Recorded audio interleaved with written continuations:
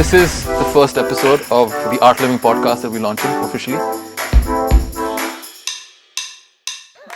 How does the movement of these planets impact our lives? All Grahas are there to make us enlightened by consuming our karmas in layman's language. Looking at Manglik from one perspective, is it as bad as people make it out to be? First of all, what is it?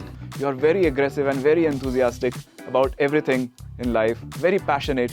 It's complimentary. In relationships, this adds a zing to life. Sade is another one. People are like, oh my god, Sade. I should lock myself in a room, never come out, otherwise my life's going to be ruined. Is it that bad? Shani is called Dukkha Karaka. He's the hand of the god which creates suffering. Somebody is already walking on this path. He feels that. He sheds tears for the divine on day-to-day basis. He feels that immense longing from his heart. This guy is Shanidev's favorite. It is not only through pujas and homas and gemstones we do the remedies, through awareness also. So the moment you start chanting Om Namah Shivaya, you start your day with chanting Om Namah Shivaya 10-15 minutes, you're balancing all the 5 elements. Chakra is like Devata now. I can do whatever I want. Whatever is needed, whenever is needed, will be done. Yes. A person who's deeply spiritual, are there indications like somebody will be deeply spiritual in a chart and it'll come easy to them? It is there? Yes. Okay. But there are not one or two things. It's a combination of many things. Many things. Can you give one simple example of what one combination would be that would make a person spiritual? If more grahas in exaltation, it shows that you have achieved balance in the past life. Right. Sadhu yoga in your chart, there is a tapasvi yoga in your chart, there is a pravraja yoga. Are there indications in a person's chart that says that, okay, this person will be close to the guru? One core thing, strength of the Jupiter. That's it. When you do a lot of good karmas, when the bucket of your good karmas get filled, you become a maharaja, you become a king. But when the bucket of your good karmas breaks with your good karmas, then you get guru in life. Is enlightenment indicated in a birth chart? Krishna's birth chart, like is there something there that tells you, They are Yuga Purushas. Right. Sri Ram's chart, Sri Krishna's chart, we see that. 4th house has Atma Karaka. Atma Karaka in the 4th house in your D1 chart, exalted. Those karma which cannot be changed simply by your efforts, spiritual practices can change. This is the first episode of the Art Living podcast that we're launching officially. And for the viewers, I'm Arjun. I'm going to host some of these. And we have with us a very special guest, Jyotishi, who is the head of the Astrology department for the Art Living. He has over 20 years of experience. A good friend. We've had long conversations about astrology, very interesting conversations. Figured we'd do some of these in front of a camera. Okay, so let's get right into it. Yes. First question. A lot of people aren't familiar with astrology. Even if they've heard about it, they think it's all voodoo and like it's nonsense, not scientific. Right. So if me being somebody who's skeptical and doesn't really know what it is, and I think this is all nonsense, what would you say to me to make me understand it's scientific and there is a lot of science behind it? See, first thing, what we teach and propagate is not astrology. In fact, we call it Jyotisha. There is a word given by Shastras called Jyotisha. Of course, with Western influence, we have started calling it astrology now. But as we know, geology, biology, these are studies of geodynamics, biodynamics, and we call it, study is called ology. But what we are learning is called Jyotish. The Vedic texts or the Shastras have given us a name called Jyotisha, a light that shines our path to divinity. Jyoti, that takes us to Ishvara. So unless this knowledge stream gives us that direction, actually makes us free. I mean, Upanishads are saying, Sa Vidyaya Vimuktaye. Knowledge is that which frees us. It should not be binding. It should not be scaring us. It should not be creating further concepts in our mind. It should be releasing all the concepts, breaking all the barriers and making us free. That's the purpose of the knowledge, and that's exactly what Jyotisha does. So I'm a skeptic, all right? And my question is, I'm on Earth. Some planet hovering up in here. Absolutely. How can that impact No, it me doesn't here? impact. It doesn't impact. That's what I'm saying. This is astrology, what you're talking about. Jyotisha never says it impact. But isn't that what Jyotisha is? Ki Jupiter is here, then this happens in my life. Understand now. Jyotisha classical text, Brihad Parashar Hora Shastra, first chapter. Maharishi Parashar says, all the grahas are the incarnation of Lord Vishnu. Now understand what is Vishnu. Vishnu is that Shakti which is, to be precise in Hindi word, Vishnu is वी अणु, विशिष्ट रूप से जो हर अणु में है वो विष्णु है. That power which is in every atom, sustaining everything, that is Vishnu. So Vishnu is also that energy which is pervading in every atom of this universe, sustaining and maintaining the creation. So when Maharishi Parashar is saying that Lord Vishnu has incarnated as Navagrahas, what he meant was that Navagrahas are nothing but the 9 different flavors of Vishnu energy, or 9 different forms of Vishnu energy which is pervading in every atom. When I'm saying it is pervading in every atom, it is also in the celestial bodies moving in the sky. Also. But when we are talking about Jyotisha, Jyotisha is not about knowing what is happening in the sky and finding an impact on us. No. It is the study of how energy is playing, how energy is moving. But this is blowing my mind a little bit. My whole understanding was planets in different places, movement, absolutely wrong impacting understanding me. But but isn't that so? For example, a birth chart. A birth chart is essentially you were born and there were planets in different houses, right? That's what I'm saying. Wrong understanding. So then, how does the movement of these planets impact our lives here? It doesn't impact.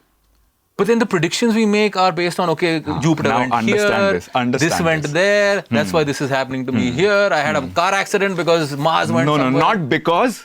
Not because you had a car accident, because you're not a good driver. So then what is the link? Can you explain now that? Understand this. Now understand. So I was talking about energies everywhere. Right. Right from the subtlest to the grossest, which means my ahankara also. If I talk about Prakriti, everything in the Prakriti is made up of Navagraha energy, starting from my ahankara. And Navagraha for English, 9 planets. Nine planets, planet Navagrahas. Right.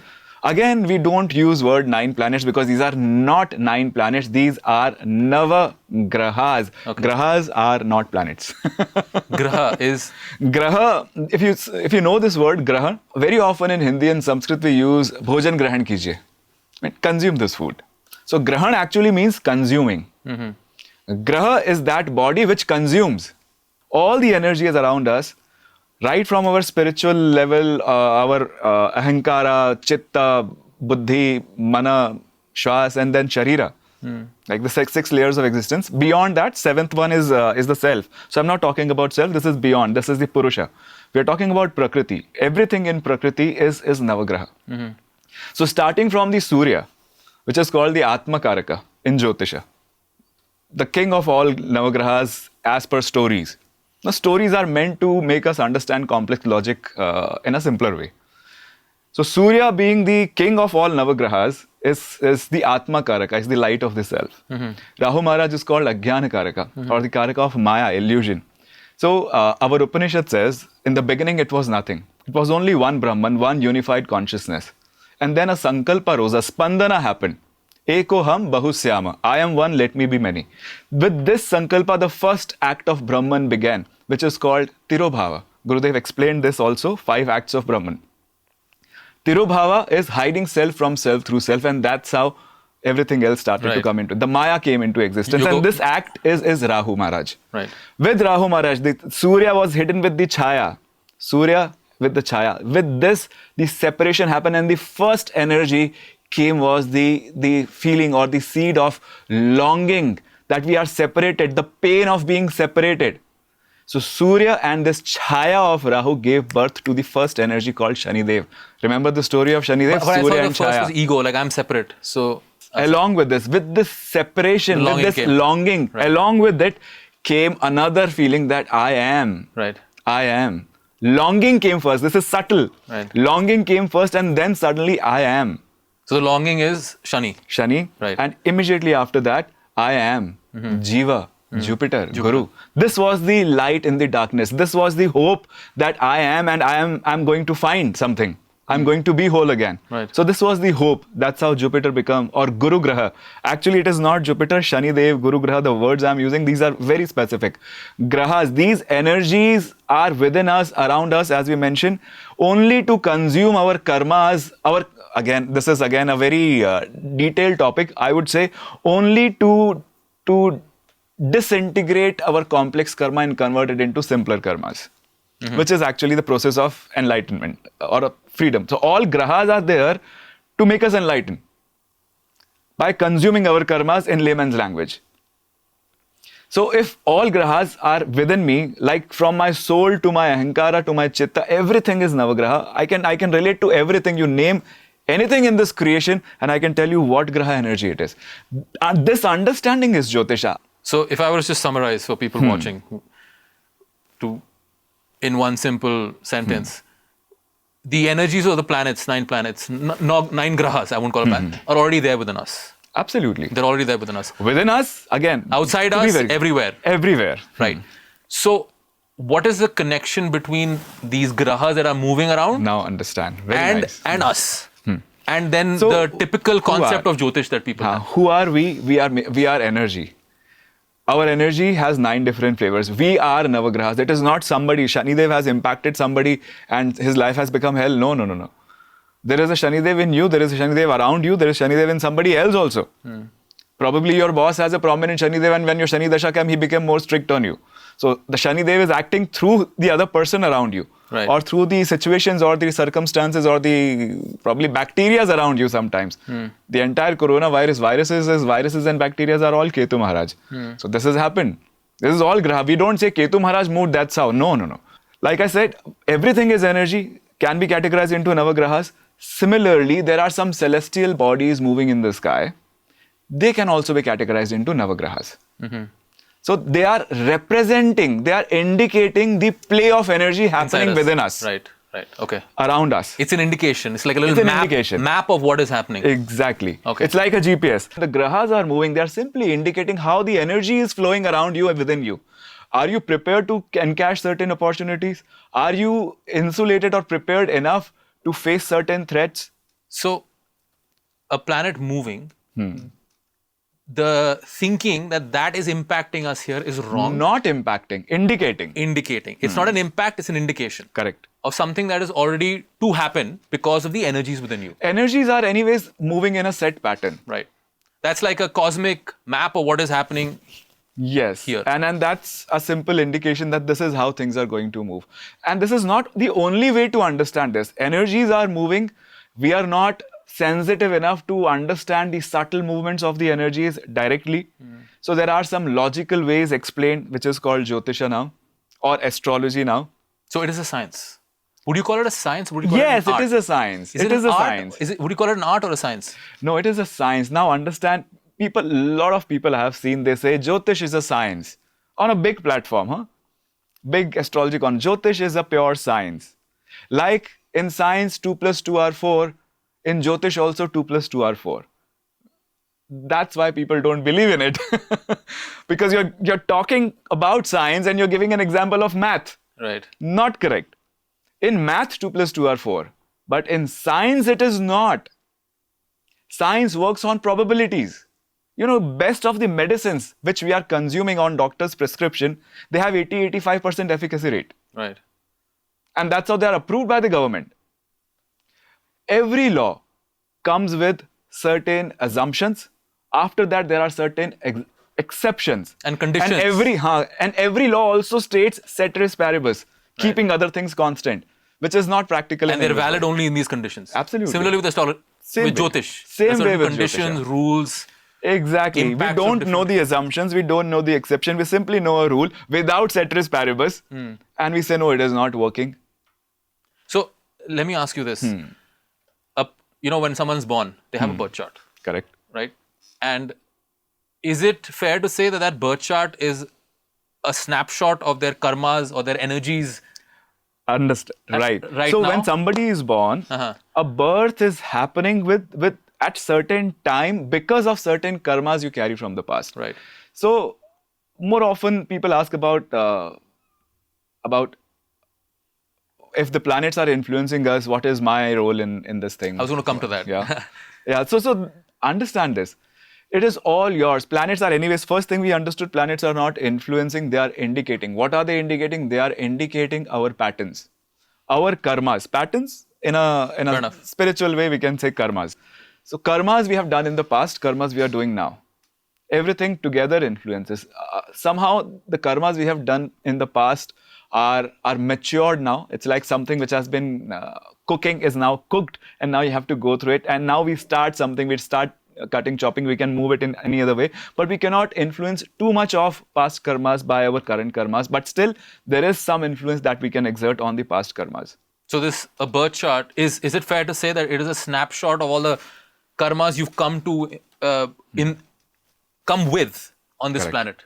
And your life will Correct. play out according to those karmas. Absolutely. That's correct. That's correct. Okay. So birth chart, the Graha positions indicate, looking at the Graha positions at the time of birth, I can figure out that what kind of karmas somebody is carrying from the past life. But that's not all the karmas. Probably this person has done a lot of bad karmas and some good karmas, and this person has decided to carry only good karmas in this lifetime.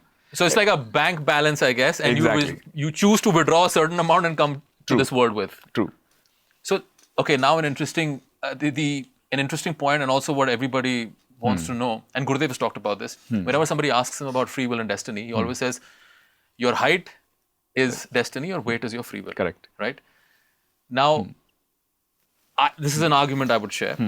Even your weight, for example, somebody can have, a debilitated planet that does not give you a lot of discipline, and another house where you want to eat a lot of food, it's highly active.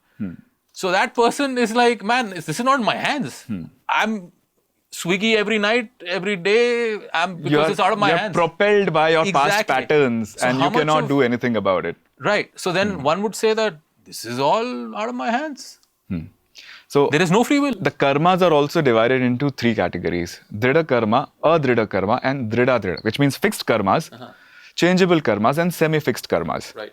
Fixed karmas, there are certain patterns which are matured because you have repeated it so many times.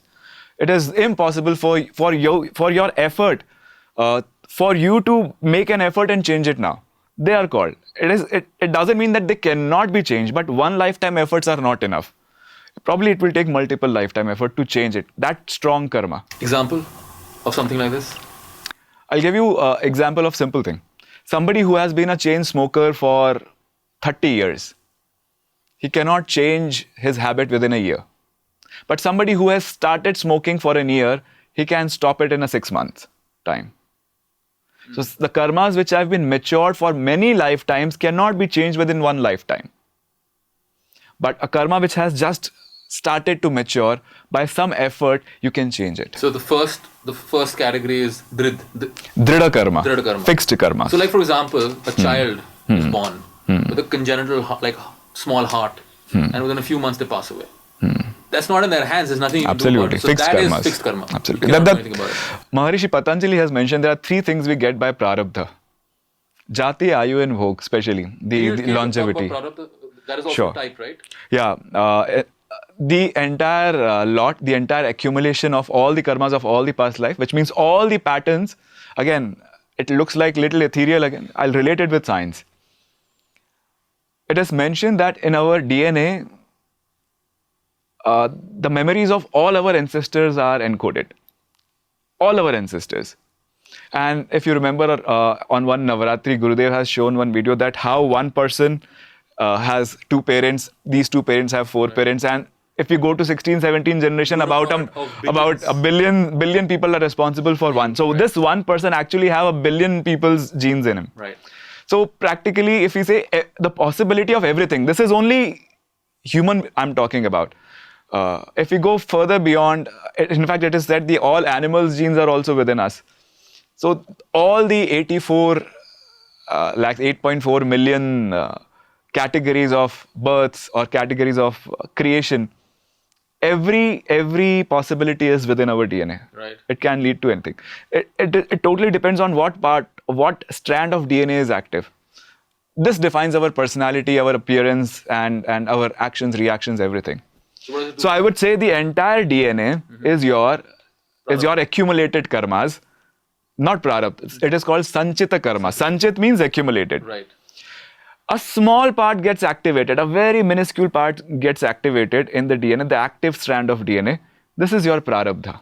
What you're experiencing now. So out of the mountain of patterns and karmas, you decide to activate a few karmas in this lifetime. This becomes prarabdha. Right. So this prarabdha will have three kinds of karmas. Again, it depends on you. Some people choose to carry most of changeable karmas. Some people want to say, no, I don't want to put my head. Let it be in the hands of nature, a wise decision. I'll carry fixed karmas. So whatever nature decides for me, best will happen. I mean, in fact, in Jyotisha, we take this example to explain upachayas and trik bhavas, how it works. So some people decide that, and fantastic, why not? This is also a good decision. Some people come with more of drida karmas. Now, prarabdha, Maharishi Patanjali says, brings you three things. Jati, Ayu and Bhog. Your birth, Jati is not your caste, not your profession only. Jati means your janma. Which family you're going to be born in. What kind of DNA will you carry? What kind of early environment will you get? Jati is prarabdha. So somebody is born with a congenital disease. Jati, problem. Ayu, how much you are going to live? Prarabdha has decided already. And bhog means not what you can accumulate. People can work hard and accumulate a lot of things, but ability to enjoy that is something else. Okay. That is bhog. Whether you're able to actually enjoy it or not, that's bhog. So all this is prarabdha. Prarabdha. Some of it can be changed, some of it cannot be. So this idea of free will and destiny, like I mentioned, that if you if you start reading astrology and you say even my ability, for example, I'm stuck in certain patterns, like you said, I can't wake up in the morning. The ability to wake up, the discipline is also some Grahas energy manifesting in you. Now that also could be weak in somebody. Absolutely. For some, it can be a drida karma. For some, it can be an adrida karma. For some, it can be a semi-changeable karma. So how much is free will? How much is destiny in people? We cannot... It's different for different people. Some people, like you said, they come with, I only want fixed karma. So for them, there is a lot of just destiny taking their life forward. So in Jyotisha, we say upachayas are the areas where you put your head and make the change. Upachaya, can you... Upachayas, there are certain houses, 3rd house, 6th house, 10th house and 11th. So out of 12 different sections of life, 4 sections you have free will. When we talk about Rashis, we say Chara Rashis, the movable signs. Right. So Aries, Cancer, Libra and Capricorn. These 4 signs are also. So practically if we see 33% we have got, either ways 33% we have. If you have to put it in percentage, free will. Free will and 60, what is that? But if we understand, now understanding free will and destiny is also at different levels. You'll find some very mature Jyotishis who will say, no, everything is destiny. There is no free will. Gurudev also mentioned once that, planets influence, you're just going to do what they want you to do. But in the end he said, but sabke upar Shiva baithe. So there are different levels of understanding the truth. That's what I'm saying. Right. So most of the people, you must have seen in Satsang, Gurudev has been answering this also. Most people who are asking this question that, because they are really bogged down by life. They are not finding things happening and they are really they feel they have no free will. Demotivated, discouraged. Yes, they're very bogged down by the situations around. Though there are different levels. At one level, everything is destined. Other level says, no, partly free will, partly this thing. But Gurudev talks about the third level. This is the wisest answer I've ever heard about destiny and free will, which Gurudev has given. Which is, your past is your destiny, your future is your free will. See, the purpose of knowledge is not to present you one part of the truth. Right. The purpose of the knowledge is to empower you, to make you free. And this is the only understanding which empowers you and makes you free. So in a way, I guess, from having heard Gurudev talk about this a lot, I don't know if you'll agree, it's the saying that the future is free will, it gives a certain contentment to the mind that, you know what, I have things in my hand. And gives an encouragement also. Exactly.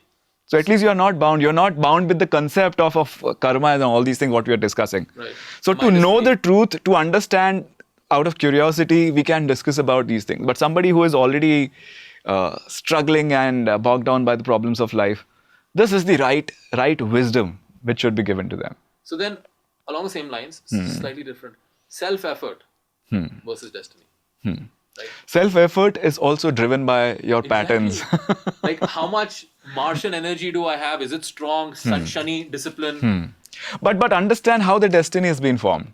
So we may say that self-effort is also. So you're trying to make an effort to change a past pattern which was also created by your own karmas.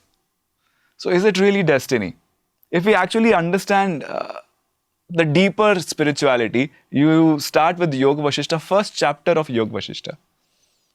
Listen to the conversation of Sri Ram and Vashishta. Self-effort is everything, they say. Absolutely. And it says everything. You can overcome anything with self-effort. Absolutely. But then you get into Jyotish, you're like, no, but these two are not two different things. They're talking the same thing. Can you explain? Yes, that's what I'm trying to bring here. That the patterns, what we are saying destiny, I mean, they've said Dev karne wale to gadhe ke saman hote hain, not. But what is Daiva? Daiva is our karma. The patterns we have created in the past, now they have become very strong patterns. So sometimes it is almost impossible for a human being to overcome or to change those patterns in one lifetime. Right. Then we say, oh, we are so driven by destiny. It is too strong, I cannot change it. But it doesn't mean you should stop making effort to change it. If not in one lifetime, 2 lifetimes, 3 lifetimes, probably 10 lifetimes, but it can be changed by your effort because it has been created by your own karmas, by your own action, thoughts and words. So self-effort is key. Absolutely. And I think also... So if actually, from this angle, if you look at, there is no destiny, it is only karma. Self-effort. I guess it's like, there are these walls you have to break through. You don't know how thick and the walls are created by us. And you don't know how thick they are. You got to keep at it. Some will break down in a few days and you can see light at the other side. Some might take longer, but doesn't mean you won't get there eventually. Correct. But to understand, complete this understanding, we are also breaking the walls. We are also creating the walls. We are stopping certain things to come to us. Absolutely. So we constantly have to, sometimes we create a wrong wall, then we have to break it. And sometimes when the wall is already cemented very hard, it takes a lot of effort to break it. And yeah, so all the good and the bad we're experiencing is just our own fruits, our own seeds we've sown in previous lives that are bearing fruit now. There is no one else responsible for what we go through. And also with self-effort, at least this is my, from everything Gurudev has said, my understanding of it is, there's a certain amount of freedom. I have done everything I could. But when you don't do everything you could, you're always thinking, I could have done more, I should have done more. So there's a certain amount of freedom that self-effort gives you also. Absolutely. There's that aspect of it as well. It is actually only self-effort which actually works. That's how it is said, Yoga Vashishta knowledge, this is for deeper sadhaka. You have graduated and then post-graduation or PhD level knowledge. But we cannot... So very contradictory. It's all destiny, but yet everything is self-effort. But we have to understand it from the different angles. That's why I'm saying there are different levels to the truth. And interestingly, Gurudev also, for example, I don't know if you remember Ashtavakra Gita, he had shared this line there. He said that, you think you became a doctor? You think you put effort to become a doctor? You had no other option but to put effort then. You try to put that same effort now, you'll feel I can't put... Then that's another level of truth because you do not exist. Right. Because what you think as you, it's just an illusion. Right. That's the act of Rahu. That's the Tirobhava. It is the nature playing in itself. The gunas are playing in itself. Right. In themselves. Like Sattva Guna, Rajoguna, Tamoguna, they are playing. That's a play of gunas. And because of the play of guna, this I-ness, this ignorance of I-ness has come. But actually you do not even exist. How can you do certain things? Different level of truth. So in a way, that effort you put then, yeah, truly, it was not in your hands. You put it had to happen and you became a doctor. So nature is playing. Nature is simply playing. You do not exist. What can you do? So shifting gears just a little bit, coming back to certain concepts people have in their mind about astrology, like Manglik is like a big scary thing, like somebody is Manglik or oh, Sade Sati, my life is over. I should just pack my bags and just lock myself in a room. Horrible things will happen to me if I step out. So, looking at Manglik from one perspective, is it as bad as people make it out to be? First of all, what is it? So, the word Manglik, again, it has been in different regions, have been understood in a different way. Some people say, call it Kuja dosha, a problem or a dosha caused by certain placement of Martian energy. Now, within us, the aggression to achieve something, the enthusiasm, the effort, ambition, all these are Martian energies within us. If we talk about Mars planet, again, it looks very ethereal. So within us, this is the energy. When this energy is extremely strong and it is impacting your relationships and your family life, then it is called Manglik. But isn't it for example, a strong Mars a good thing? Like you It will is a have good more thing. drive, more passion, more enthusiasm. But if this passion and enthusiasm and aggression is spoiling your relationship, then it is a dosha. Otherwise, it is not. So if it's placed in certain houses, like seven, And it is a dosha. Understand this. It is a dosha in your chart. It is not a general dosha. If you have certain placements of or certain energy in a certain way within you, you are very aggressive and very enthusiastic about everything in life. Very passionate. Sometimes it may positively impact. Sometimes it may positively impact your work and your achievements. Definitely yes. But at times it may negatively impact your relationship only when the other person, the other partner doesn't share the same energy. If the partner shares the same energy, you can build great things together. Fantastic. Wouldn't There it is be no worse, problem. Like, for example, one aggression Martian person, and then the other partner is also aggressive Martian person. No, World it is War II. complementary, actually. It's complementary. Yeah. They won't just clash against each other. It's like, no. No, it's complementary. In relationship, this adds a zing to to life. But one would think that, okay, two very Martian people, these guys are just going to fight. Now again, two very Martian people has to be seen in a different way. Usually, relationship is the Jala Tattva we are talking about. If the Jala Tattva is influenced by Martian influence, then of course you are venting out your aggression on your partner. That's a problem. That has to be seen from some other way. But in general, you have this energy, and this is what you expect from your partner. Your partner cannot cope with that energy. When there are a lot of aspects of marital life, not just working together, but there are a lot of other aspects, bringing a family together and everything. So you need similar kind of energies to work. Right. So, coming back to some of these myths we were talking about, concepts people have about certain planetary combinations. We just talked about Mangal Dosha. Sade Sati is another one. People are like, oh my God, Sade Sati. I should just lock myself in a room, never come out. Otherwise, my life's going to be ruined. Is it that bad? Like, It is beautiful, actually. We have to understand this again. Again, different contexts, different perspectives. In Vedic Vangmaya, we understand every knowledge. See, because Vedas have 6 limbs. They are called Shadanga Vedas. 6 limbs means if you want to get established in knowledge, you have to attend to these 6 aspects of knowledge. So he's not talking only about Vedic knowledge. Vedic knowledge is everything. Vedas means everything that is there to know. So it involves every knowledge. Whether you are learning music, learning science, learning physics, Jyotisha, anything, or language, as a matter of fact. So anything that you're learning, you have to go through 6 different steps. You learn about the elements. You understand how to bring these elements together. Then you know how to bring these compounds together to form a chain reaction. Like in chemistry we do. It is there in everywhere. In mathematics also, in music also. You learn about the suras and then the bringing them together and then bringing the entire sargam. It is everywhere. But after knowing this, you should also know how to add rhythm to it. You know, when we say somebody knows the pulse of his subject, it means he has understood the rhythm, how this subject can move. Right. You should also know the rhythm of that subject. That's how you are graduated to next level expert. After knowing the rhythm of that knowledge, you should also understand the timing. You know, some people, they would just know this is not the right time to sign a check. For no reason. Intuitively they know. Because they have been so deep into the business, there is no logic, but they know that now is not the right time. Tomorrow morning you come and take it. Right. Even in business. So somehow something tells you about the timing. Like comedy, music, everything is about timing. So unless you understand the timing of your subject, you're not the next level expert. But to become perfect, to have the highest siddhi of this knowledge, you also need to understand the context. A lot of people are very deeply rooted in knowledge, but they don't understand the context, where to apply, where not to apply. So how does this apply to Sade Sati in particular? Now understand. Sade Sati, Shani Dev, as I mentioned, his Shani Dev is called Dukkha Karaka. He is the hand of the god which creates sufferings. But what is the seed of Shani Dev? How was he born? He is the original dukkha. He is the original misery. Longing for divine. Right.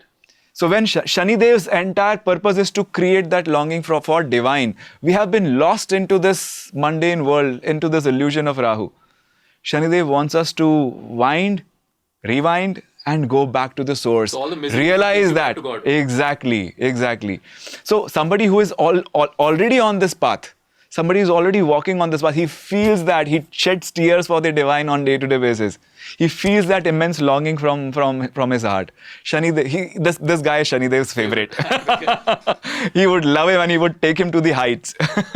So embrace the suffering because it's Exactly. going to take you to the highest is what the purpose of... Shani Dev is also Karma Phal Data. He is also the elder brother of Dharma Raja. So when the responsibility of Dharma was given to Yamaraja, he's also Yamaraja, the god of death, is also called Dharmaraja, which means now Yama's job is what? To purge our sins or our wrongdoings, or purge our undesirable karmas from our consciousness, or to convert our highly complex karmas into simple karmas. Like complex protein, not healthy, simple proteins healthy. Similarly, complex karmas not healthy, simple karmas are healthy. Papa, punya. So his job is to purge the papa or convert the papas into the regular karmas, or purge our consciousness from the papa or sins. Complex karmas, I would say. That's Yama's job. But he does it after the death, after you leave this body. But nature, Brahmadev said, no, Surya has given this responsibility. He said, you need to have someone who can do this while you are here, while you're here. Right. So he gave this responsibility to Shani Dev, that Yama will do what Yama will do after death, Niyama will do before death, and Shani Dev, you are the one taking care of Niyamas. By that logic, the people who have the most suffering are the most blessed. Actually. So they have, we may not say that, we may not be, again, the context is different here. Some people have more, they have created more complex karmas. That's how the washing is little on a higher side. Right. The cleansing is happening at a deeper level. Some people who are simple people who do not create such karmas, who are already in love for divine, who are already disciplined, who already follow dharma. Shani Dev also makes sure that you follow dharma. Again, dharma is when you're aligned with the natural purpose. Right. This is the simplest definition we can understand. Dharma is when you're aligned. What is the natural purpose? To become divine again. To move to God. To just Exactly. one. Exactly. That's the divine purpose. Rahu you talked about. Exactly. Overcoming that, becoming one. Yes. So if we are already moving on this path, Shani Dev will find. Now Shani Dev wants us to move on that path. If we are already moving on that path, we will find Shani Dev's push as support. But if we are going somewhere else, opposite direction, then we'll find Shani Dev's push as obstacle, obstruction, problem. Right. But Shani Dev is pushing you towards that. And Gurudev has recently said this also. He said in a satsang that whatever is karma you have to go through, just go through, be happy, finish it off. Exactly. There is no point crying about it, being unhappy about it. Just finish it off. And that's what we teach in Jyotish first lesson, that if let the Grahas do their work, do nothing. If you simply let Grahas do their work, you'll be enlightened in one lifetime. Easier said than done though. Because but that's what gets caught up in why is this happening to me? Why is that happening to me? But that's what we call surrender. Right. Letting the nature work through you. Right. You know, a lot of people, we've talked a lot about astrology and it is complex. So for people who don't really know too much about astrology, but they want to understand, okay, what grahas are strong in me, what are weak, what can I do to make them better? Are there some simple indications, like, for example, if somebody is struggling to wake up in the morning, one could say your Shani is not very, strong, you have to focus on that. So, are there some indications? Oh, there are many. The first thing I would say, we have isolated this entire science from the rest of the world. That's how people are not able to connect with it. So why do you want to go to a Jyotishi to know about yourself? Why can't you go to a psychologist, get a SWOT analysis done? This will also help. Okay. Do Swadhyay, meditate, and when your mind is settled, you would know about yourself. This is also, purpose is to know yourself and to walk on the path what nature wants you to walk on. Simple. So this can be realized without going to a Jyotishi. It can be realized through many other means. Like just observation also, you see. Observation also. So that's why I'm saying, people who are not sensitive enough, like we have often seen that Gurudev simply knows that this is how it is. Yeah. He is sensitive. He understands the energy flows. He's done a crash course in astrology. Exactly. He knows exactly what planets to go where and what happens and when it happens, it just comes. He can grasp that subtle thing. His consciousness is at that level. Ours is not, so we need a logic to back it up with. Right. So that's why I'm saying there are many other tools available. Practical tools. Jyotish is also one of them. So through Jyotish also, a Jyotishi can understand that, okay, if this is the problem, if the relationship, like I said, grahas are around us also, all our relatives are also different grahas representing. If the relationship with your father is not too good, it means Surya is afflicted, so you worship Surya. If the mother is not too good, Chandra is the Chandra energy is the problem, not that Chandra. Again, I think this was revealing in this conversation. in fact, I'm surprised that people who are referring Shastras, why aren't they not understanding simple understanding? Everyone repeats this when they talk about any Jyotishi. I mean, I have not seen anyone Jyotishi who has not said this term about Chandra, Chandrama Manaso Jayate. Which means that the Chandrama is born out of mind. Right. So, we are not talking about individual mind, otherwise there would be so many moons. But Chandrama is born out of the mind of the Kala Purusha, the united consciousness. So it's not like we have strings on us from planets. The energies are inside us, they're an indication. They are indication. So when Chandrama is born out of it, it cannot control something in spiritual understanding. Something which is born out of it is the source is subtler than the product. Right. And the product cannot fathom, cannot control the source. It is always the source which is controlling and understanding the product. So if Chandrama is the product of mind, Chandrama cannot control our mind. But it can be an assistant to the mind indicating that boss is not in a good mood. Right, right. So over here, what about the soul? For example, there's a soul's purpose that the soul came with. And then there's obviously the karmas that you have in terms of what is going to happen in your life, what are you going to be motivated to do.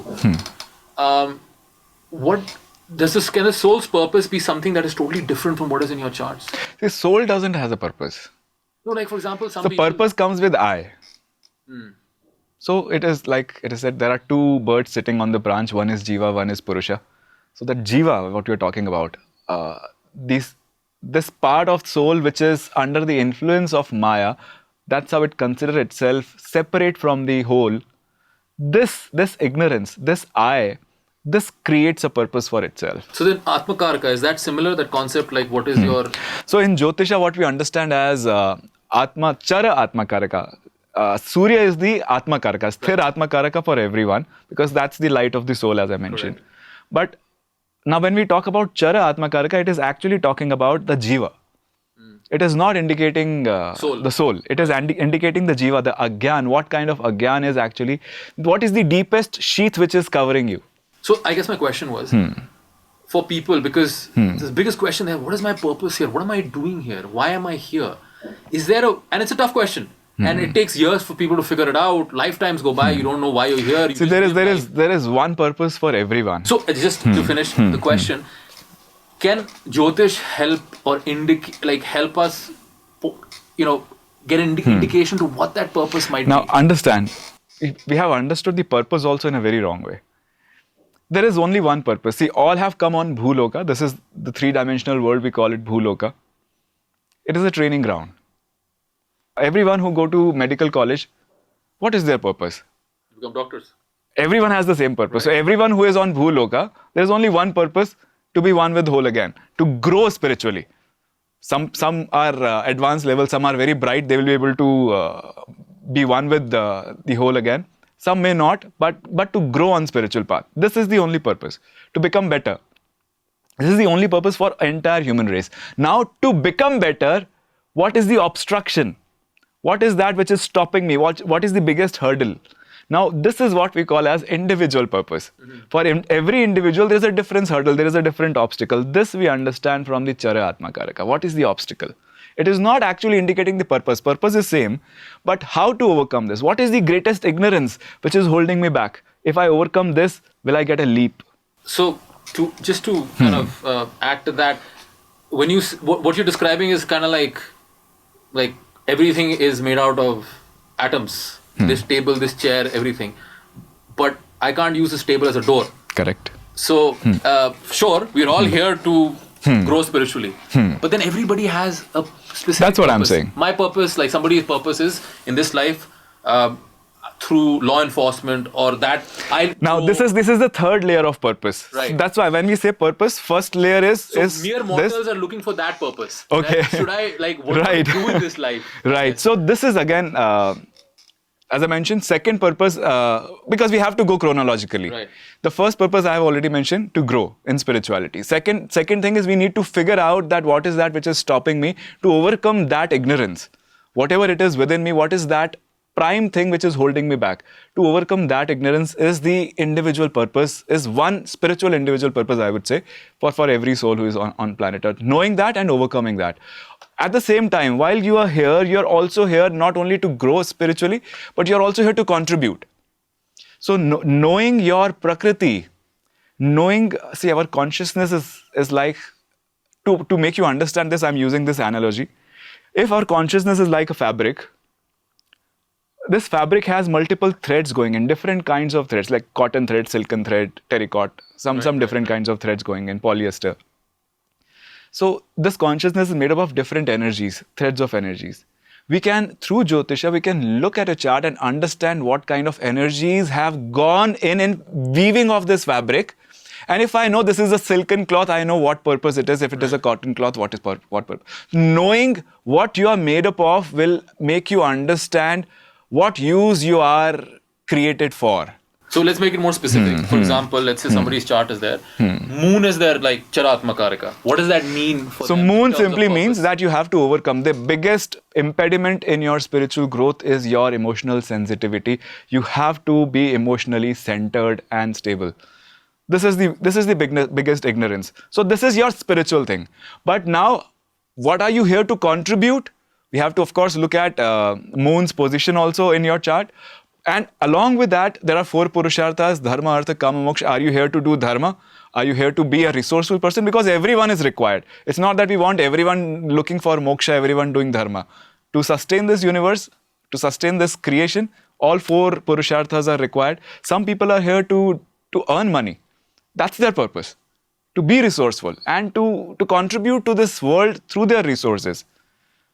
So dharma, artha, kama, moksha can easily be understood looking at a chart, and we can understand the ratio that this person is 50% dharma. So your prime focus should be dharma, but 20% kama also. Enjoy a bit, have your free time, aspire for freedom also, and have some resources also. So if moon is Charatmakarika, but everything will be around that emotional maturity and sort of overcoming that option. This is one spiritual impediment, which is the most important thing. Out of the many. Out of many. If moon is conjoined with many other grahas, then every other graha's impediment will come. So let's take an example. For example, what's your... My Atmakaraka is Sun. Sun. It's sitting with Moon, aspected by Saturn. So what is Sun? So Sun sitting with moon, in which Rashi it is? It's in Leo, in the 9th house. So Sun in Leo itself says that somebody who has already overcome. So when we are talking about overcoming an ignorance, The planet should be strong, I guess. the planet not strong. We look at the auspiciousness of the graha.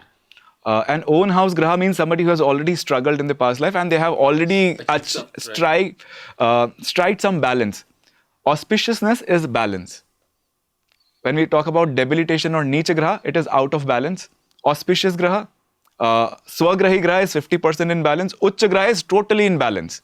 So when you say Atmakaraka is already in its own house, like Sun in Leo, it's an own house, it means 50% work is already done in the past life.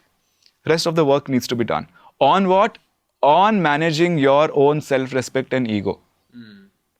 Be very clear on that. Be very careful on that. Be very watchful on that. Sometimes people let go their self-respect thinking that it is ego and hold on to their ego thinking that it is self-respect.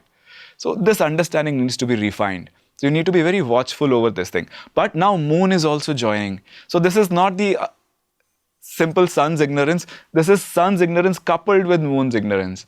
So emotion also is. So most of the troubles, now nature will take her attention constantly towards this ignorance. So she as a layperson would not know that this is the ignorance. I am a Jyotishi, I can tell this.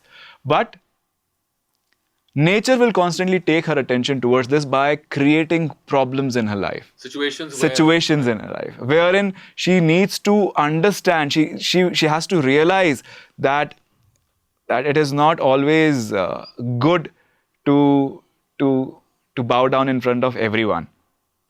It is not always good to not seek help from people. She works for me, so please don't tell her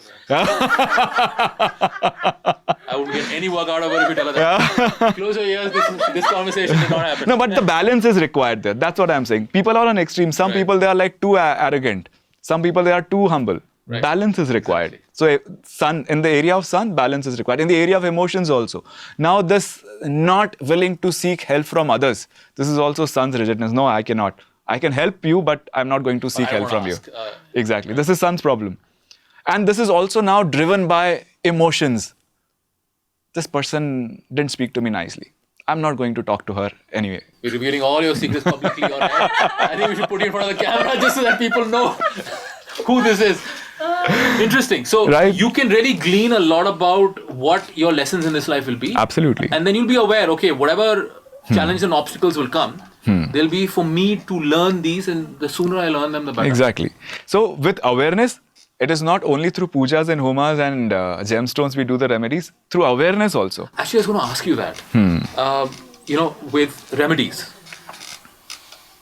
spiritual practices, mantra, meditation, yoga, is there are they above everything, or do gemstones and then going to temples, or I know I've heard from Shani that you have to go feed a poor person. No, again, these are the dogmas and the prejudices, I would say. Right. Your grahas represent your karmas. Your karmas are the energies created by you in the past. Correct. Energy can influence energy. Everything that you do is influencing your past karma, your current karmas, and your future karmas. Past, present, and future can be influenced by everything. Nodding a head, blinking your eyes, everything is influencing, because energy is created in one or the other way. In Jyotisha, we are a little more specific that if this is the energy pattern which is creating problem for you, you make a conscious effort to create some other energy pattern which can elevate, which can simplify this complex pattern. Right. So and there are various means and ways to do that. It can be, we call it karmic remedies. Like if your Chandra is in a very bad shape, I says, when the moon rises in the sky, evening time, go and sit with your mother, press her feet. Padaseva of mother. This will break that complexity and makes this karma very simple, makes it easier for you. So whenever people ask Gurudev, he says, chant Om Namah Shivaya. Is that Again, very, very interesting thing. See, end of the day... They say, Gurudev, my relationship, I went to an astrologer, this happened. Chant Om Namah Shivaya. Do Kriya, meditate. End of the day, all grahas, the entire Jyotisha is based on Pancha Tattvas, understanding of the 5 elements. Everything is based on understanding of 5 elements. 5 elements, if there are imbalances in these 5 elements, elements can also get an imbalance. Like earth element, either there is no water. If the earth is dry, it is an imbalance. Right. If there's too much of water also, if the earth is too loose, that's an imbalance. So we need to bring balance to each element. Water can be imbalanced, air can be imbalanced. Right. Similarly, everywhere imbalance can be created, including the ether. Right. The ether we know, the grosser sky, the Bhutakasha imbalance can happen. We're not talking about the 3 levels of sky again. In Bhutakasha, this can happen. So if the imbalance can happen at every element, there should be a way to bring balance to these elements. Right. So there are 2 things, as I always mention in Jyotish. Always understand. One is strength, other one is auspiciousness. Auspiciousness comes with balance. Strength can be, a rogue can be a strong person also. A rogue person can be a strong person also. But a good person can be weak, can be strong. So these are 2 different tangents we work on. So balance brings auspiciousness. We can strengthen certain elements. There are various ways to do that. Like those who have done blessings program, we do Lam meditation to strengthen the earth element so that when the initiation happens, the energy doesn't shoots up. So that's how this is a grounding meditation. It strengthens the earth element, but there is another way to balance it. So there are certain bijas, some bija mantras given to balance each and every element. For earth element, it is Nam. For water element, is Mam. Like Mam, you know that. Across the world, when a child is thirsty, the natural sound it creates. The child is not asking for water. It is the nature creating that sound to balance the water element which has gone imbalance in the child. People think water, nurture, mother, nurture, it's kind of... Exactly. So mum, mum, mum, they say. So the mum is the balancing sound for water element. Sham is for Agni, Sham Karoti, Shankaram. So we know that. Vam is for Vayu and Yam is for ether element. Right. So when you bring this all together, it becomes Namah Shivaya. Oh, wow. Okay. So the moment you start chanting Om Namah Shivaya, you start your day with chanting Om Namah Shivaya 10-15 minutes. You're balancing all the 5 elements. With these 5 elements is connected the Panchanga of the five limbs of time. 5 elements are actually, Panchanga is actually connected with the 5 elements. So your Panchanga is sorted. So if Panchanga is sorted, your day is sorted. And if you continue to chant Om Namah Shivaya for a very long time, slowly every elemental imbalance will start to fix itself and every graha will come to the balance and will start giving you exalted result. But for a longer time, you have to do this. So for somebody who's like, okay, there's too much, I don't know if I have to go feed a crow or, ride an elephant to fix my planets, can I just meditate and chant Om Namah Shivaya? Is that good enough? I would say, oversimplifying it? Yeah, oversimplifying it. Okay. I would say if you have to, then I would suggest a regime. You do this and nothing else is needed. Which is? You start with Surya Namaskar. Do Padma Sadhana. Do Sudarshan Kriya. After that, do Hari Om meditation. Chant Om Namah Shivaya for some time in the morning. And if you are initiated in Sahaj, after this probably few minutes Sahaj, and if you are also done Sanyam, then Sanyam. Maybe 2.5 hours of regime in the morning, but this will fix everything. The impact of Sudarshan Kriya, Padma Sadhana, yoga on and energy. The best thing, first important thing I would suggest is Surya Namaskar. Sun salutation actually balances all the chakras. And Hari Om meditation balances all the chakras, all elements are in balance, all grahas are in balance, fantastic way. Sudarshan Kriya plays a very, very important role in fixing your Chandra. Now, why Chandra is important? In our Jyotish tradition, your Janma Rashi is defined by Chandra, where the Chandra is. Your Janma Nakshatra is defined by Chandra. Our experiences of life is, Chandra is the receptor within us, who experiences the world, who receives the world. We receive the world, every spandana or every impulse of the world through Chandra within us. Chandra is the prime receptor. If Chandra is in a bad shape, our entire experience is spoiled. So to fix Chandra, Sudarshan Kriya is the best remedy, the best until now. There could be any other homas, any other mantras, but nothing works like Sudarshan Kriya. So any mental problem, you're not happy with your life, you have low confidence, emotions, heartbreak, anything. Sudarshan Kriya is the answer. In fact, in one of the satsangs long ago, Gurudev mentioned, I remember 2011. I remember this very clearly. Somebody asked this, that Gurudev, we have aborted a child. The guilt is eating us up. What prayashchit can we do? So Gurudev says, pranayam is the best prayashchit. Do Sudarshan Kriya. Pranayam is the best prayashchit. This is a very subtle thing. People who do not understand the power of pranayama may question this. How can this? You have done something wrong to somebody and you doing pranayama will fix that. Yeah, it's benefiting you. How come something benefiting you is going to fix something else in the outside? Somebody else, right? But understand prayashchit. What is prayashchit? Why do we do prayashchit?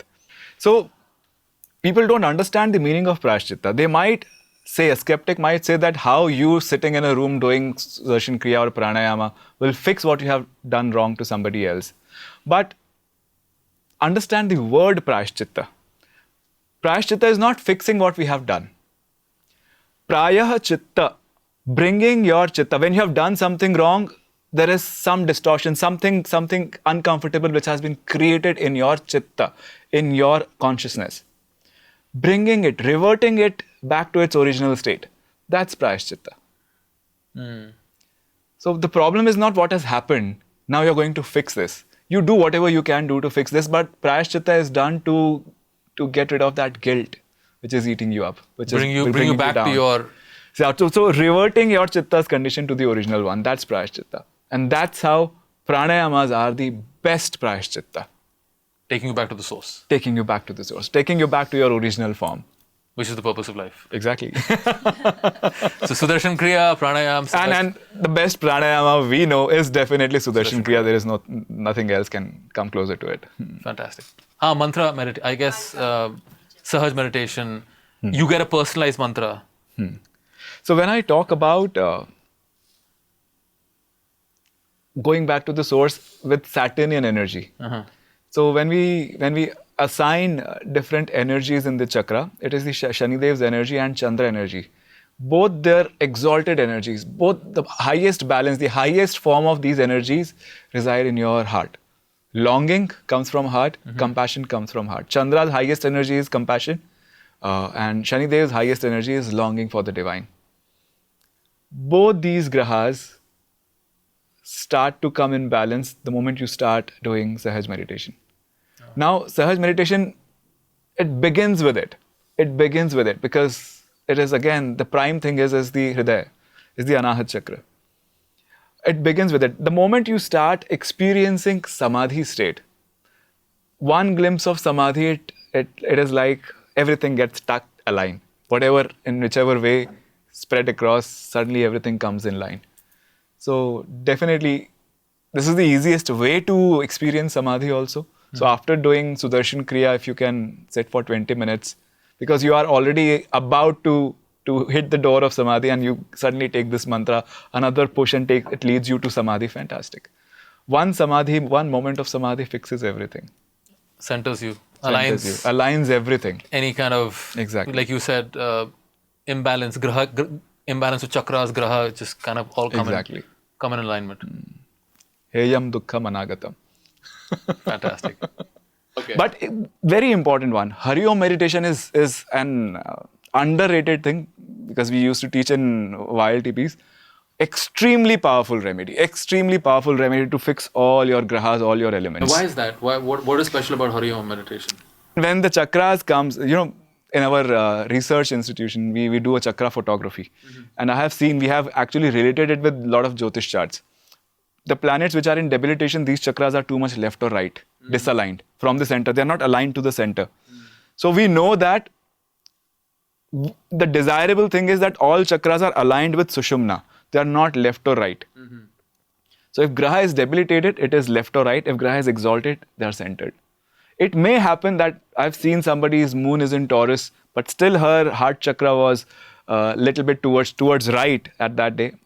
And then she also mentioned that I had a very bad news in this morning. So I was emotionally very disturbed. But I'm very sure that if we do a second photography, they didn't do that, but it will come very soon. So with different exposure to life events, our chakras keep moving left and right. But if you have strong grahas, if your chart is indicating strong energy, like benevolent energy, already balanced energies in the past, your natural pattern is to stay in balance. So it will again come back in balance. Exalted grahas in your chart is saying that in this area, your natural pattern is balance. That's your natural way. A debilitated graha says, in this area, your natural pattern is extremism. But isn't a strong planet, for example, like a strong exalted Mars, just means a very strong Mars, this person has great leadership? Exalted Mars means auspicious Mars. It doesn't mean strong. It doesn't mean, it's not an indicator of strength. There is a strength added to it, but simply exaltation will not add to the strength. It has to go in Kendra also, or in Upachaya. Okay. If the 10th house, fantastic. So the best position is 10th house. Exaltation is balance. That planet will behave in a balanced manner. Exactly. Swagraha, own house planets gains a lot of strength. They get the Tattva Bala. Right. So somebody with let's say, Saturn in their own house, it's balanced? Exaltation is balanced. Again, which house? Is it in Capricorn? 50% balance. Mula Trikona gets 75% balance. Okay, so there are degrees also. Exactly. Mula Trikona gets 75% balance. But being in own house, it gets a lot of Tattva Bala. It is the blessing of Lord Shiva. So that person will be more disciplined. It's easier for that person to be more disciplined if Saturn is in his own house. Ucha is very flexible. When required, he will be. If not required, fine. Right. It's like in a divine. Ucha Graha is like Devata now. I can do whatever I want. Whatever is needed, whenever is needed, will be done. Yes. Interesting. So, a person who's deeply spiritual, are there indications like somebody will be deeply spiritual in a chart and it'll come easy to them? It is there? Yes. Okay. But there are not one or two things. It's a combination of many things. Can you give one simple example of what one combination would be that would make a person spiritual? If more grahas in exaltation, it shows that you have achieved balance in the past life. Right. What is spirituality again? The balance.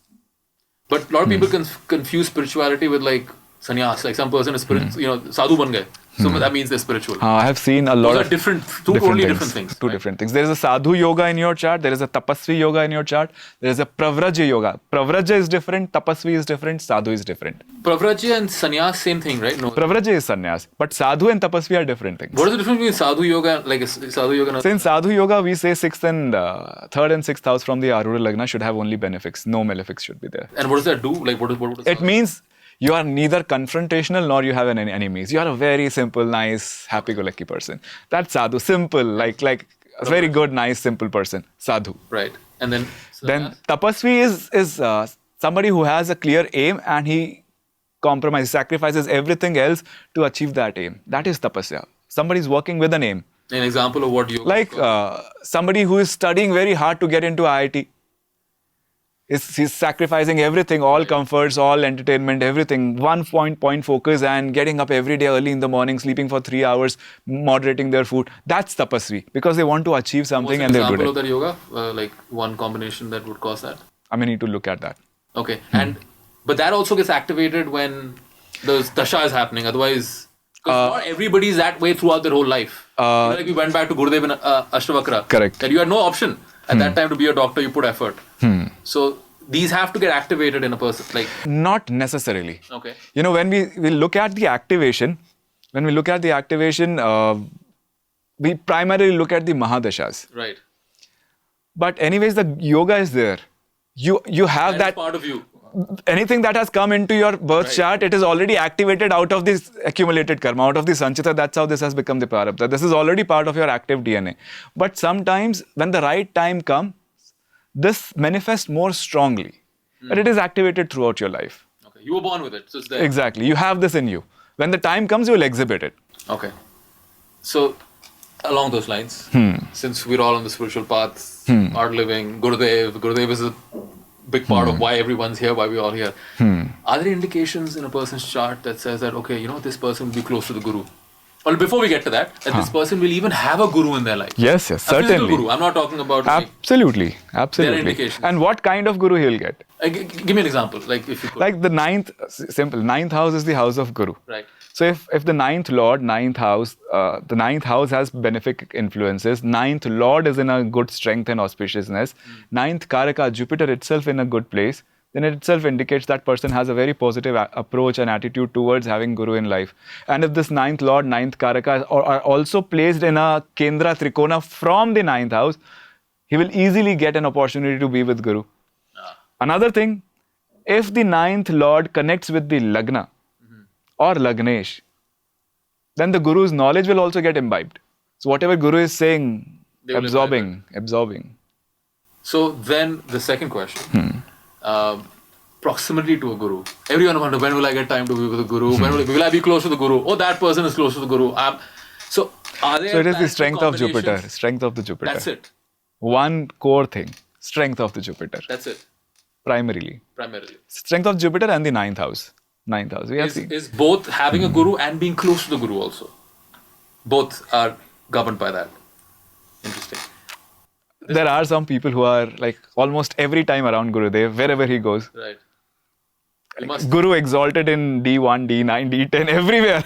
We must gather these charts and do some studies. Yeah, we have done that. Oh, you have done that. Or else like 6, 7 planets in the ninth house. So that no matter which planet's dasha comes, they will be there only. Exactly. Interesting. So it is basically a play of ninth house and Jupiter. Exactly. That determines. That primarily, yes. Primarily determines. And let me ask this, not directly connected to astrology, but does the Guru follow the rules, or they are like, okay, No, if they wish to, they can. Exalted person, exactly. Person with exalted grahas, they have relatively greater freedom. So interestingly, like the Guru's job is to uplift.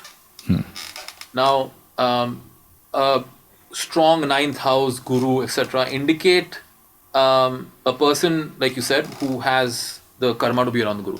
But at the same time, there are people who need help. They need the rehabilitation. They need the Guru to pull them out of difficulty. They won't have such strong planetary combinations, yet the Guru will give them his time, her time. Anywhere if you have sufferings in your life, Right. any area of life you are suffering, there are indications in your chart that this is the area you are suffering. So when we are actually looking at chart, we already know that whether this, and we are giving remedies also, we already know that this person is going to do this or not. So I have seen that whenever there are certain difficult combinations in the chart, some area of life which is aching, which is miserable, if there is a Jupiter aspect over it, either a Rashi Drishti or a Graha Drishti, Jupiter's aspect over it, this person will listen to the guidance, will take the help and move away from it. And will get will guidance from the Guru. Exactly. Can be through anyone. From the Guru Tattva, I'm saying, not physically the person as the Guru. physical Guru. Like the Guru being, like we've seen, Gurudev will uplift somebody out of the No, blue. it is primarily Guru Tattva. The moment you have Guru Drishti is primarily about Guru Tattva. I'm So talking about specifically through some means, through some person, this person will get some guidance, get some knowledge, and he'll follow it and then will come out of it. This is why we say Kim Kurvanti Graha Sarve Yatra Kendra Prahaspati. Like if the Guru, yes, if Guru is in Kendra, then it is actually taking care of a lot of aspect. Especially in Lagna, it is said the most important trine of Dharma is taken care. When your Dharma is taken care, everything is taken care. I guess what I'm asking is a strong Guru, 9th house, etc. indicates somewhat of a sorted person. Exactly. But the Guru's job is to uplift the unsorted person. The person who's like, man, I'm drowning, dying, I can't keep my head above I water." have seen people with strong Ashtam Sthana, 6th house problems, a lot of troubles, but still they have strong Gurus. So the problems it is not that if you have a strong Guru, strong Mangal, the problems will not come, or strong Shani, the problems will not come to you. A problem of a larger magnitude will come to you. And what I have seen, the Gurudev will by himself go to rescue somebody who has taken that kind of responsibilities, and problems are happening at that magnitude. To them personally. That's when Gurudev in physical form has gone and helped. But the problem has to be that big. Right. Otherwise, if the problem can be solved through a problem which can be solved through a finger, you don't need to put your entire hand into it. Or their own skill. That individual can apply skill and apply effort. And solve That is the Lagna Drishti, I would say. 10th house Drishti, I would say. There's some auspicious thing, but the Guru intervention, the divine intervention is indicated by Guru Drishti. Right.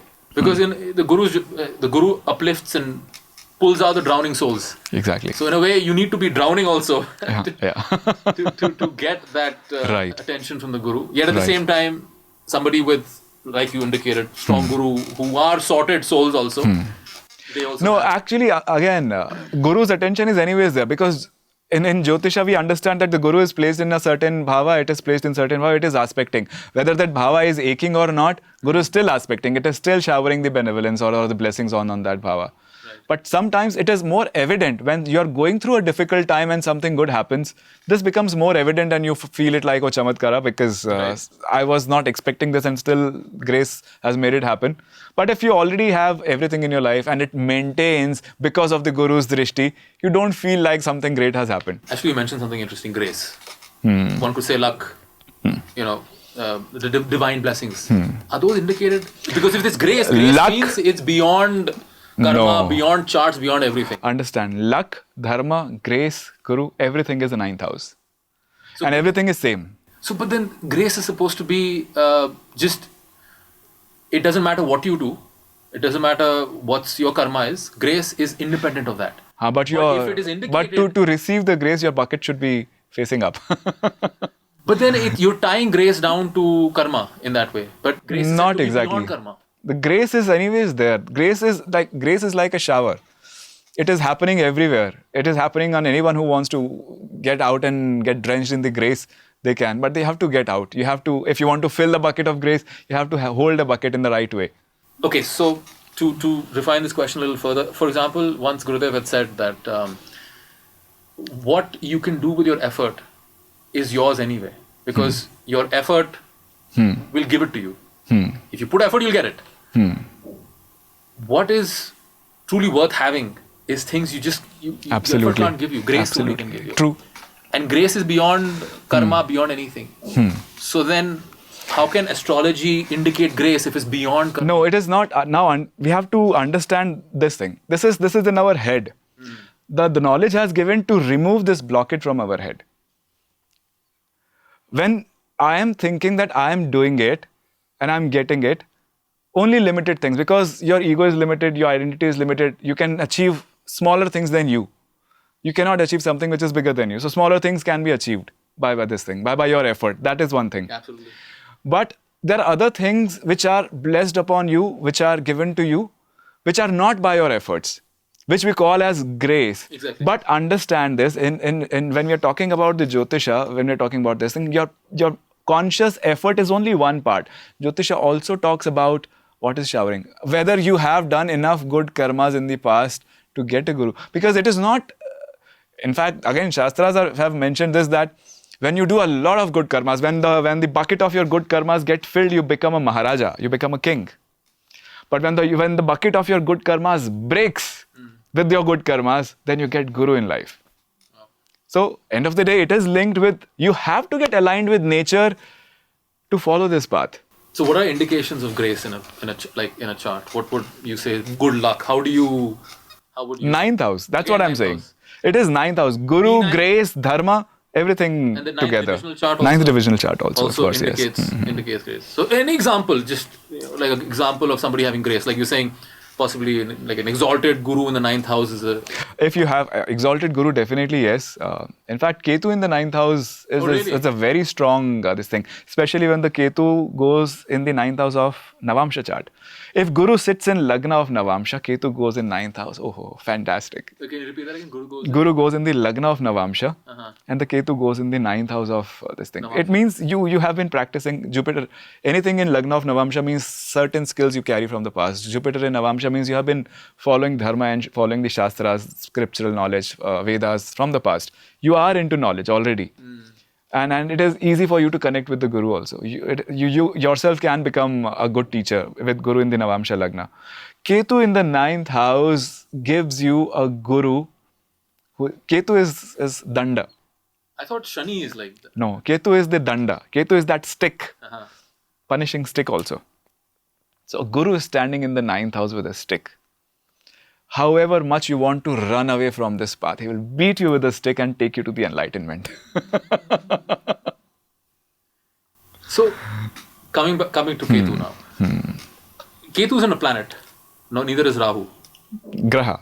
They're not Grahas. They are Grahas. They are Grahas. Everything, yeah. But Everything they're not is in the Grahas. sky as such. No, they are. So that's what I'm saying. Planets, if we have to break this concept of planets and Grahas. See, the Navagrahas are not same as 9 planets, because 5 of them are same, 4 of them are different. 50% of the Grahas are not planets. Right.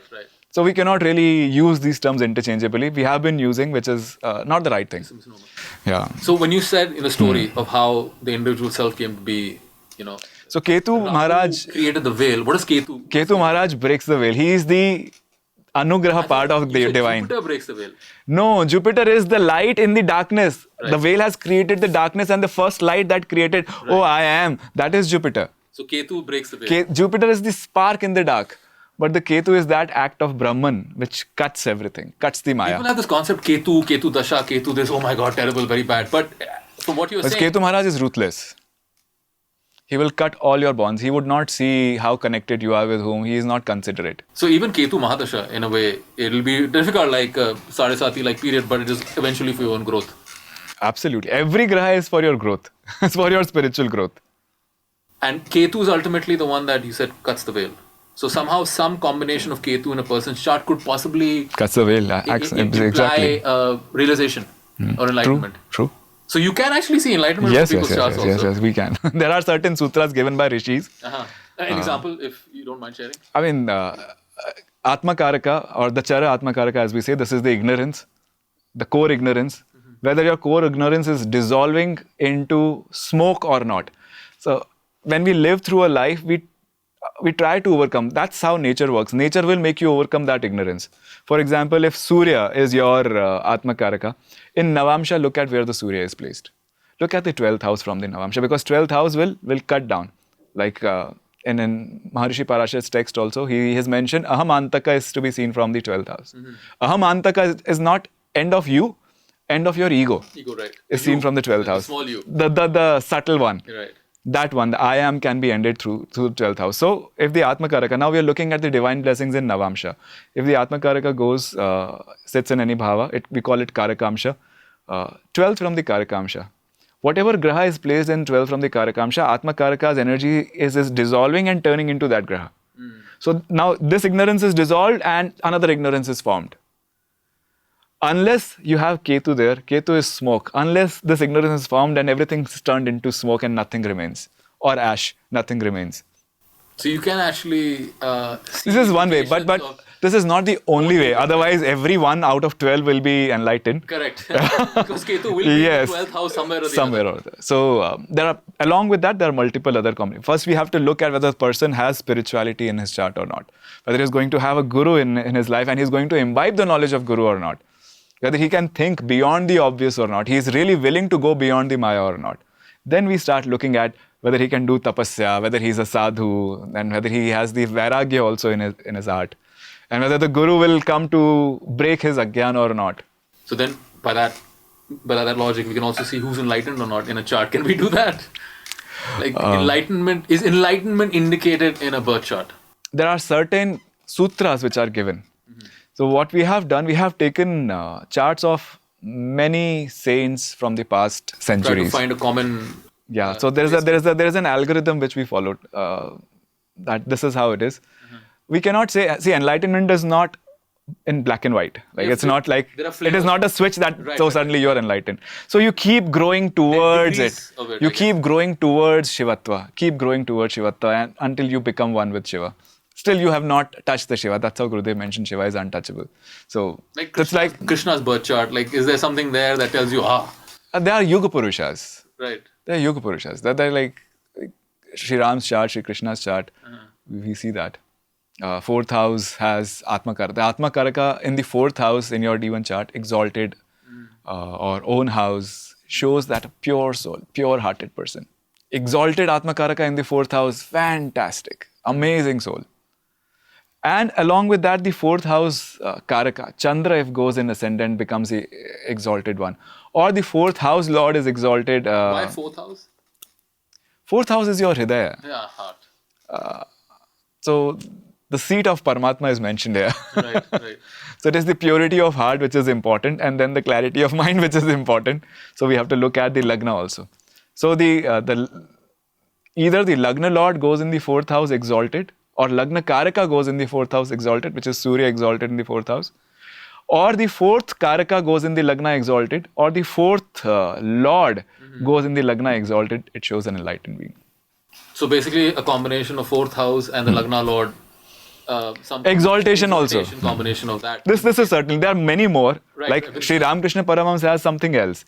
Anandamayi Ma has something else. Ramana Maharishi has something else. So there are multiple such things which indicates somebody who is highly elevated, highly evolved soul. We put them together, and that's how we found the spirituality score also, that this is how it looks like. So in our thing, we have seen anybody who is crossing like 25, 30 on this scale. This is pretty good. So there's a scale, enlightenment scale. We have created it. It is not absolute. It's only to understand, to get some reference. To gauge. Yes.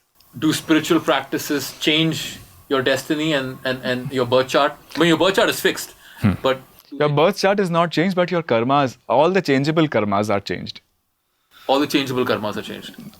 Definitely. Changeable karmas can be changed by your effort also. As I mentioned, energy changes energy. Spiritual energy is a very powerful energy. So those things which cannot be changed by your efforts, those karma which cannot be changed simply by your efforts, spiritual practices can change these karmas also. So the dhrida karma, the semi-changeable karmas also get a lot of impact. But fixed karmas, if your spiritual practices are supreme, like you get samadhi every day, of course it is cleaning of that also. Right. The impact of various spiritual practices on your karma. Specifically meditation, Sudarshan Kriya. Now this is again a little technical on Jyotisha. Like first house, if it is in trouble, if your lagna is in trouble, Swadhyay as a spiritual practice helps. Second house in trouble, Maun as or Vani Sanyam will help. Third house in trouble, patience helps. Infinite patience is the key to improve your third house problems. Fourth house problems, practicing compassion helps. 5th house problems, definitely mantra japa helps. 6th house problems, overcoming the Shadaripus, accumulating Shat Sampatti, and Brahmacharya also helps. So 5th house. 6th house, Brahmacharya helps. And having this feeling that Sarva Asha Mama Mitram, everyone is my friend, like friendliness towards Maitri helps. Right. Yeah. So actually, Gurudev, all the sutras, they're actually fixing all the houses and actually. interestingly, the path that Gurudev has created, with seva, sadhana, satsang, it kind of just takes care of everything. Whatever you need to overcome any kind of Actually, karmic, planetary. that's why I'm saying, if you follow that regime, including Sanyam, everything is set. Nothing needs to be worried. Right. The meditation is there, the mantra is there, the satsang is there, the seva is there. Exactly. And different kinds of seva also impact different grahas. Like if you do serving seva in the kitchen, your Chandra gets better. Right. One question that we keep getting is, nadi, the nadi leaves, they're there, where a person's entire life is written there. Is that different from astrology, or did the people who wrote it actually imagine a person's birth date and time, make a chart, and then write everything down, or was it more of an intuitive? See, we don't know because this has come from a time where the yuga was different. When the yuga was different, the consciousness was much more evolved. Quality. Yes. So for them, Jyotisha was not only following the logical interpretation, a lot of intuition also. Right. A lot of download also. So for them, the students were not even given sutras, not only were given sutras that this is how you analyze, they were also given certain spiritual practices, so they meditate and they do auto-writing. Right, like Kalgani's Gurudev has created now. They just download. So it is a combination of both. Right. The question is, the spiritual practice we are doing is the self-effort that you were talking about in the beginning. Spiritual practice, the seva we do, the good acts we do, the acts of compassion, acts of kindness, everything is going to help and improve our past karmic patterns, make them better. So all good karmas will improve it, definitely, yes. So we've had a long conversation about astrology, planets and everything. So if I could kind of tie it all together and maybe summarize it as best I can. Meditate, do sadhana, do service, and pretty much everything. Be kind to people. Be kind to people. Pretty much everything else will be taken care of. Yes. Is that fair to say? Absolutely. Be a good person. Be a meditator. That's all. Well, there you have it. The solution for everything. Thank you so much. My pleasure. Anything you want to share about anything coming up in the Jyotish Academy that people can look forward to? If they want to learn more about Jyotish, are there courses and programs that... So we do have a very detailed 2 years curriculum given. Of course, it is in 4 modules. It's up to you how much you want to learn. Some people decide to learn basics in 6 months. Basics also include that you're able to read the charts. A lot has been taught in basics. If you want to go deeper, analyze charts, be able to help people by reading their charts and give them some solutions. Second semester, if you want to go further into research, be a scholar, and then start practicing with us, then the second year of Jyotisha is also there. So we have an academy, as I mentioned, the Art of Living Jyotish Vastu Academy. Now it is also affiliated with Sri Sri University, so we offer a university diploma certificate for all those who are doing Jyotisha and Vastu programs. We are about to start a Vastu program. That is a 6 months diploma program. Again, a university diploma. We can have a whole different conversation about Vastu also. Absolutely. A question came in, which actually I was planning to ask you, but I didn't. I'll ask you now. Twins. A lot of twins are born at the same time, same place, same everything. But they seemingly have, yes, commonality in their lives, but they have also very different lives. Absolutely. How do we explain this? To all the scholars I have spoken to, or the knowledgeable people, and my understanding also believes this. After seeing many twins charts, twins are actually one soul came into 2 bodies. One spirit came into 2 bodies to cut their karmas fast. Triplets even more. Even more, exactly. To faster. A bigger soul split into many. So they will have different life experiences that way. They will have, but they have same chart. Correct. But when you start reading their chart, one thing will be true for one, the other thing will be true for the other, third thing will be true for the third if they are triplets. So you're saying certain indications of certain planetary combinations can have multiple expressions, and Correct. one will happen in one person's life and the other will happen in the other person's life. True. Like I've seen a chart, a boy and a girl, twins. Not at all identical. Not at all But identical. a boy and a girl being twins, that in itself, two different genders. Absolutely. The chart's the same. How can there be two different? I mean, there is a subtle technical reason behind it. I can also explain that. That how can two souls be born in two different bodies with the same planetary combination? A boy and a girl, how can it be? We can talk about that also. But let me complete this example. Totally different life. I looked at the chart because this came for somebody's wedding match. And I look and said, oh, this is difficult. The marriage is going to break. The boy's chart is not too great. And they were insisting, most of the time when charts do not match, people try to convince me, like as if I'm deciding, but I'm only telling what is happening. Then somehow in the conversation, I got to know that they are twins. I said, did the other sibling had a bad marriage? Said, yes, she had a divorce. I said, then don't worry, go ahead. Oh, really? Because that Yeah, was already taken of care. by the Already twin. taken care. Already taken care. And it's interesting because even married couples, like once they get married, it's sort of like shared karma. You are married because you have some shared karmas. Right. So I've heard people say that if one person is going through Sati in a marriage, if the other person is going through a good time, it kind of Balances it off, yes. a little bit. Correct. So Everything impacts us. It's, as I mentioned, the grahas are not only within us, around us also. Right. So if you have to have a partner with some good combinations in the chart, this is also indicated in your chart. Right. It's also part of your karma. Like I just read. Correct. Mercury in the 7th house. Yes. Indicate two wives. There could be some other combination and Which can nullify it also. indicate a very good wife. Exactly. So there is a special lagna we look at. There are some, we know about lagna, and there are some special lagnas. One of them is called Vighati lagna. When we divide the time, the entire day is divided into 60 ghatis, day and night, 60 ghatis, 24 minutes each. Each ghati has 60 vighatis. So each vighati is 24 seconds. So for a specific soul to be born, one human soul comes in one vighati. This is clear. Every 24 seconds, one human soul will come. This is a fact. Now, question, we have seen the population watch, suddenly 2-3 souls popping up, numbers increasing every second. But they're in different locations. As we change the geography, the local time changes.